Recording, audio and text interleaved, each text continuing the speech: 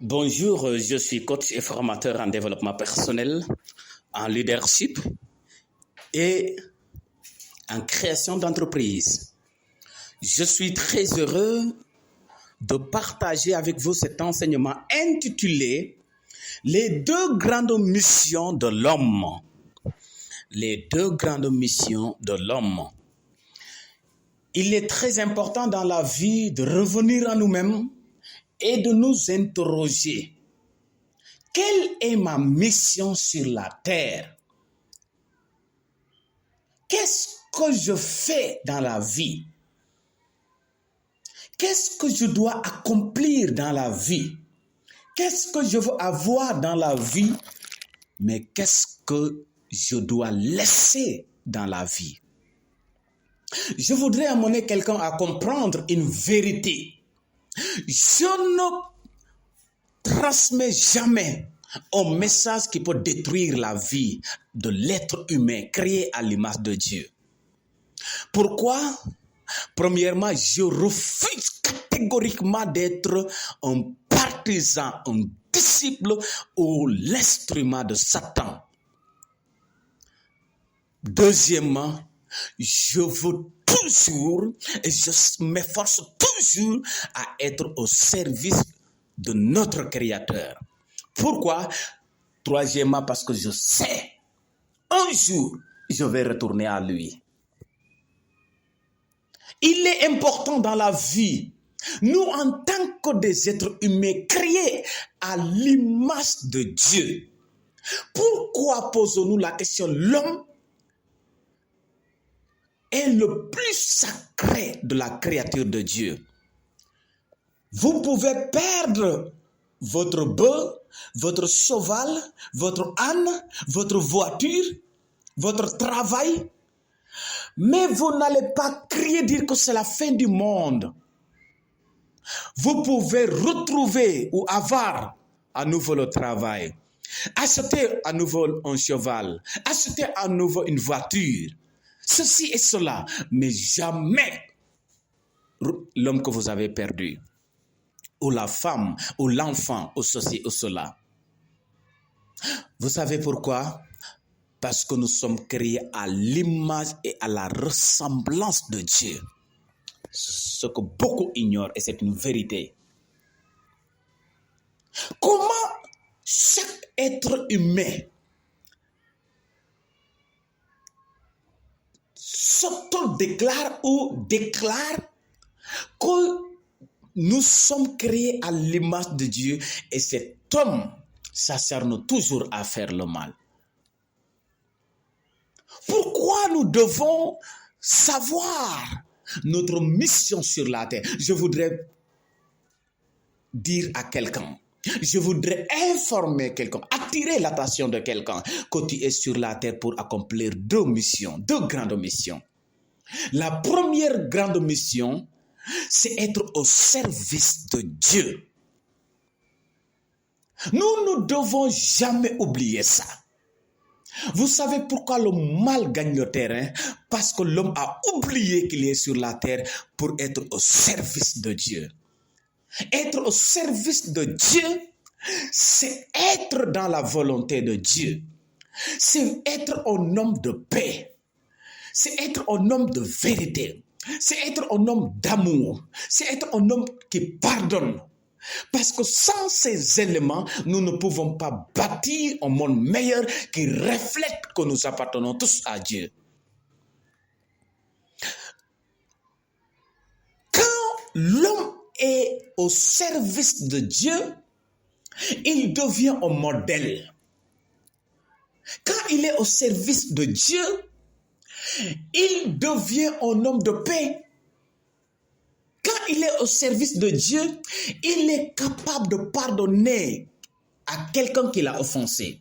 Quand il est au service de Dieu, il est capable de se réconcilier avec n'importe quelle personne.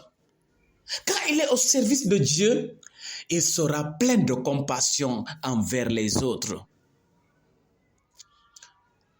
Aujourd'hui, il n'y a plus de compassion. Il n'y a plus de solidarité. Les familles sont divisées. Les familles sont brisées. Les familles sont détruites. L'homme a oublié sa première grande mission au service de Dieu. Pourquoi il est important de le savoir? Parce que si tu es au service de Dieu, cela révèle ton amour profond pour Dieu. Et cet amour profond se résulte par l'obéissance. Quand tu obéis réellement à Dieu, ton Créateur, tu ne peux jamais faire du mal à ton semblable. Jamais. Parce que tu sauras que Dieu t'a dit ceci. Aime Dieu. Mais après avoir aimé Dieu, aime ton prochain. Je ne peux pas dire que j'aime Dieu en haïssant mon prochain, en ayant des projets qui visent à détruire mon prochain, en jalousant mon prochain, en ruinant sa réputation. L'homme doit revoir qui il est, son identité. C'est pourquoi la parole de Dieu déclare, faute de connaissance, le peuple périt. Quelle perdition le monde d'aujourd'hui. Quelle perdition. Quel malheur. L'homme, quand il abandonne son service, sa première mission, automatiquement, il devient un loup pour son prochain. Il devient un ennemi farouche de Dieu. Nous sommes sur la terre pour exercer notre première mission qui est servir Dieu. Comment tu peux dire que tu es créé à l'image de Dieu? Comment tu peux dire que tu es un croyant et tu fais du mal à ton prochain? Tu piétines les orphelins. Tu exploites les veuves. Tu assassines les justes. Tu insultes. Tu salis la réputation de quelqu'un. Tu cherches à détruire la famille de quelqu'un. Tu cherches à briser le mariage de quelqu'un. Et si ton projet se tournait contre toi, qu'allais-tu faire? C'est comme l'homme est devenu un animal. Il y a 3 dimensions de l'homme. L'homme charnel, c'est un homme qui ne fait que exécuter les désirs de la chair, ce que les yeux voient, ce qu'il pense, ce qu'il désire, qu'il soit bon ou mauvais. Surtout, c'est du côté négatif. Il peut décider de tuer un juste, il va le faire.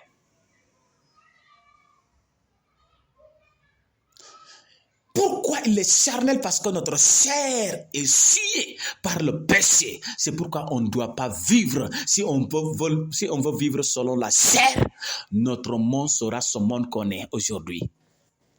Ou qu'on a aujourd'hui. Deuxième homme, c'est l'homme animal. L'homme animal, c'est un homme qui a abandonné le service de Dieu et qui raisonne maintenant comme un animal. C'est-à-dire, c'est comme il ne réfléchit plus avant d'agir. Regardez ce qui se passe dans beaucoup de pays, dans beaucoup de familles. Regardez ce qui se passe entre les hommes. S'entretuer à cause de la richesse, s'entretuer à cause du pouvoir, s'entretuer à cause de la renommée, s'entretuer à cause de la connaissance. Regardez, les hommes ne réfléchissent plus. C'est comme des animaux, pire, des animaux sauvages. Parce que même les animaux domestiqués, vous ne les verrez plus commettre certaines choses. L'homosexualité. Avez-vous une fois vu 2 chiens qui se battent à cause d'un chien? Jamais. Mais pourquoi l'homme est descendu à ce niveau? Parce qu'il est devenu un animal sauvage. Même les animaux sauvages, vous n'allez jamais les voir commettre ces choses.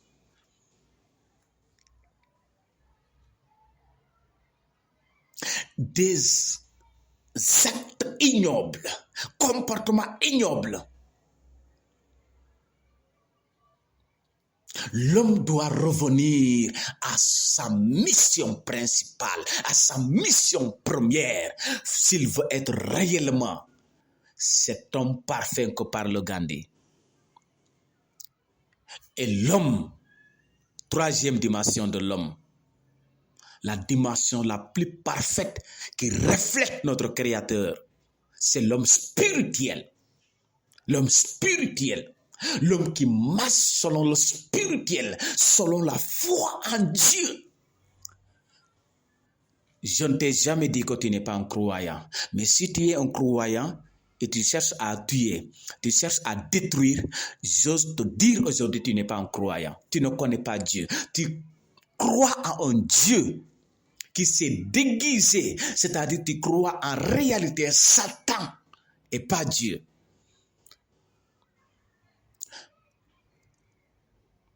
Dieu ne va jamais te demander de haïr ton prochain, de tuer les justes, de briser les familles, d'être sauvage. La deuxième grande mission de l'homme, c'est d'être au service de ses semblables. L'homme n'est rien s'il n'est pas utile à ses semblables. L'homme cesse d'exister s'il n'est pas utile à ses semblables. Je voudrais dire à quelqu'un, tu es pauvre, tu es inutile, tu n'es rien si tu n'es pas utile à tes semblables.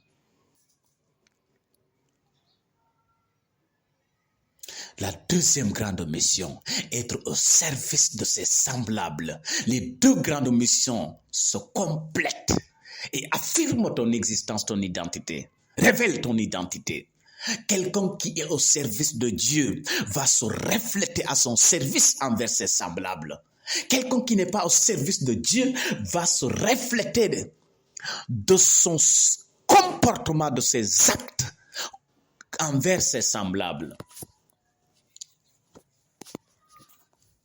Vous voyez des gens qui ont des projets. C'est comme ils respirent le mal contre leur prochain. Certains ne veulent pas voir leur prochain aller de l'avant, leur prochain réussir, leur prochain avoir du travail, leur prochain être élevé, leur prochain être honoré, leur prochain être applaudi.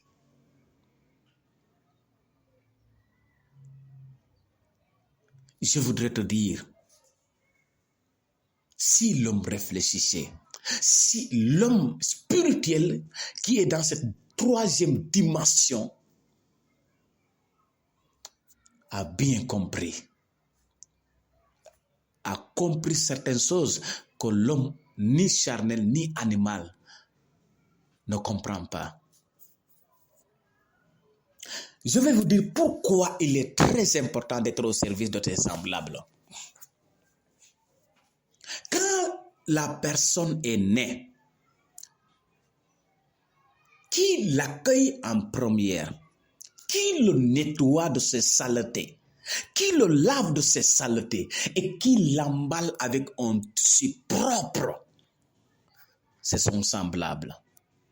Si la personne est bien éduquée, si la personne a réussi, si la personne est importante dans la vie, c'est grâce à qui?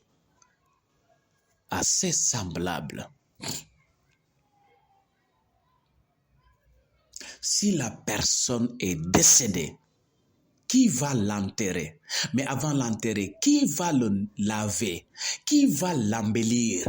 Qui va le conduire au cimetière? Qui va l'enterrer? Ce sont ses semblables. À cause de ces trois vérités, tu dois être au service de tes semblables. Fais très attention d'être haï par tes semblables à cause de ta méchanceté, de ta jalousie, de ta sorcellerie. Fais attention que les gens t'amènent au cimetière avec haine. je suis en train d'interpeller quelqu'un. Je suis en train d'informer quelqu'un. Je suis en train de parler à quelqu'un. Fais très attention d'être conduit au cimetière, mais en même temps haï par ceux qui te conduisent à cause de ta méchanceté.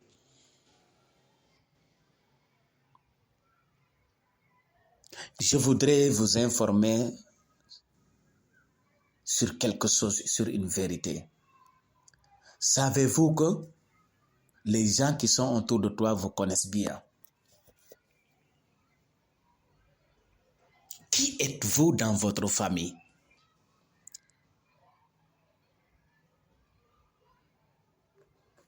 Qui êtes-vous aux yeux de votre entourage?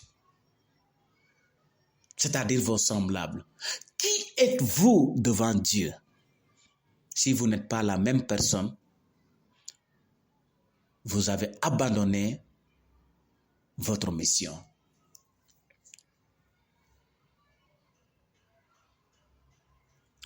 En premier lieu, tu dois être aimé, apprécié, honoré par ta propre famille. Ensuite, ton entourage. Et enfin, Dieu. Je vais vous dire pourquoi. Dieu dit, si tu dis que tu m'aimes et tu hais ton prochain, que tu vois, tu es un menteur parce que tu ne me vois pas. Dieu dit, celui qui ne peut pas gérer sa famille, vivre en paix avec sa famille, vivre l'amour avec sa famille, en réalité ne me connaît pas, ne peut pas prendre soin de mes affaires. Celui qui n'aime pas son prochain, son entourage, ne m'aime pas. Alors vérifie ta vie pour voir. Ne demande personne, réfléchis. Qui es-tu dans ta famille? Qui es-tu? Il y a 3 personnes que tu ne peux pas tromper dans la vie. Tu ne peux pas te tromper. Si tu es une bonne personne, tu le sais. Si tu es une mauvaise personne aussi, tu le sais. Deuxième personne, si tu appartiens à Dieu, tu sers Dieu, tu cherches à plaire Dieu, Dieu le sait. Si tu ne le fais pas, Dieu aussi le sait. Et la troisième personne, c'est Satan. Si tu es un instrument de Satan pour accomplir sa volonté, Satan le sait. Si tu es un partisan de Satan pour faire que le mal, Satan le sait. Mais si tu ne l'appartiens pas, il le sait aussi. Alors la seule personne que tu peux tromper, c'est ton prochain qui ne te connaît pas parfaitement.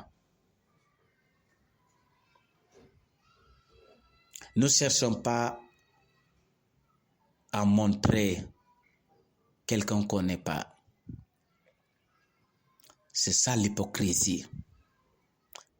C'est ça l'hypocrisie. Je ne cherche jamais à plaire tout le monde parce que je ne peux pas le faire. La seule personne que je cherche à plaire, c'est Dieu. Et si je veux continuer dans cet élan, je dois le montrer dans ma famille, dans mon entourage.